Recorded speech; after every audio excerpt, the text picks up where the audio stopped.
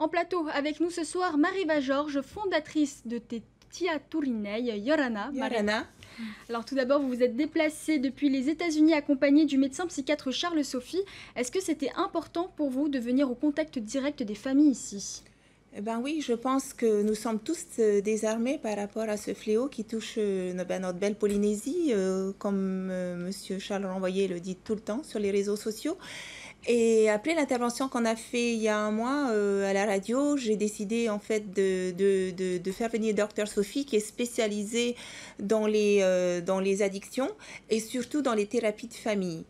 Donc il a vu quelques patients, il a vu au moins 7 familles ici et il prend en considération d'abord le patient et ensuite il fait venir la famille, c'est-à-dire l'épouse et les enfants, pour que en fait ils puissent identifier quels sont les déclencheurs qui ont poussé la personne à sombrer dans l'addiction de la méthamphétamine. Et outre la famille, est-ce qu'il y a de fortes attentes aussi de la part des professionnels de santé ici?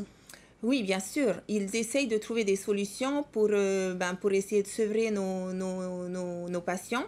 Je pense qu'il y a le centre de santé, de pôle de santé mentale qui va souffrir incessamment sous peu. Je sais qu'il y a Stanley qui veut mettre en place un centre de sevrage holistique à Fariapé, c'est-à-dire cibler plus orienté vers tout ce qui est naturel, culturel, et je pense que c'est une très belle solution et il faut encourager ce projet.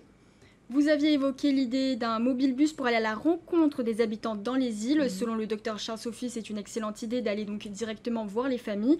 Pourquoi est-ce que c'est la meilleure solution selon vous? En fait, c'est une très bonne solution parce que, par exemple, docteur Sophie, il intervenait dans les familles. Il ne faisait pas les thérapies classiques derrière un bureau. Hier, on a fait une thérapie sous un arbre au bord de la plage. Et en fait, ça crée tout de suite la confiance entre le docteur, le thérapeute et le patient. Et il a une plus grande facilité à s'exprimer, à s'ouvrir sur leur traumatisme qu'ils ont vécu quand ils étaient enfants et donc qui ont été les déclencheurs émotionnels pour se réfugier dans cette drogue. Il y a donc les traumatismes qui peut pousser un être humain à se réfugier dans la drogue.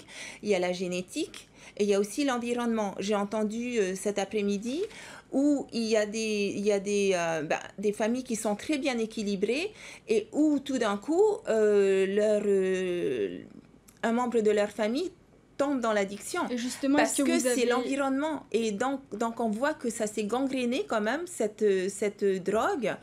Et que c'est l'état des lieux en tout cas qu'on a aujourd'hui. Vous avez senti un besoin d'information face à ces familles qui sont complètement démunies? Oui, on a besoin, elles ont besoin d'être rassurées, elles ont besoin, mais comme la maman disait à l'antenne aujourd'hui, ce soir, j'ai constaté aussi que l'amour des parents, l'amour d'une sœur.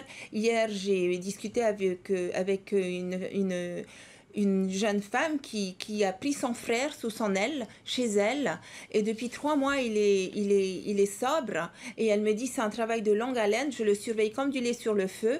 Elle n'est pas thérapeute, mais en tout cas, elle lui donne tout l'amour qu'elle puisse lui donner. Il y a eu d'autres cas comme ça, où hier à Montréal, on a vu aussi un patient, et il nous disait, grâce à sa femme, et à Charles, il arrive à s'en sortir. Et aussi la jeune aujourd'hui, c'est pareil, l'amour de sa mère, mais au bout d'un moment, on est aussi à bout de souffle en tant que parent. Quand on est face à quelqu'un ça fait 7 ans quand même qu'elle en prenait. Donc c'est compliqué et on a besoin d'une structure. Et outre la famille, est-ce que vous avez également rencontré le gouvernement? Quelles pistes ou solutions concrètes ont été émergées de cette rencontre? Le gouvernement est très concerné, évidemment, face à ce fléau et à cette crise que l'on traverse.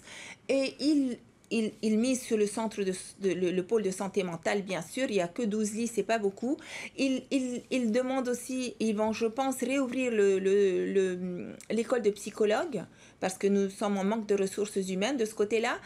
Et aussi, ils nous encouragent à faire on va sûrement trouver un partenariat pour cette ambulance mobile qui puisse aller à la rencontre des familles tout en discrétion, sans qu'il y ait sans qu'il y ait une annotation de quoi que ce soit sur le bus, c'est vraiment anonyme, de façon à aller à la rencontre des familles et de les aider et de comment il faut les prendre par la douceur en fait, parce que de ce que j'ai pu comprendre, quand ils sont en situation de crise et d'euphorie, ils sont ingérables et Docteur Sophie et Charles disaient il faut les prendre par la douceur et pas par la force, parce que c'est vrai que parfois ils sont incontrôlables et c'est difficile, hein.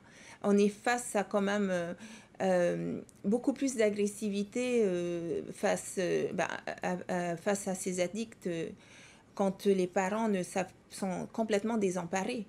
Merci. C'était les questions en fait que les parents posaient aujourd'hui. Que peut-on faire? Merci Marie-Va Georges d'avoir accepté notre invitation.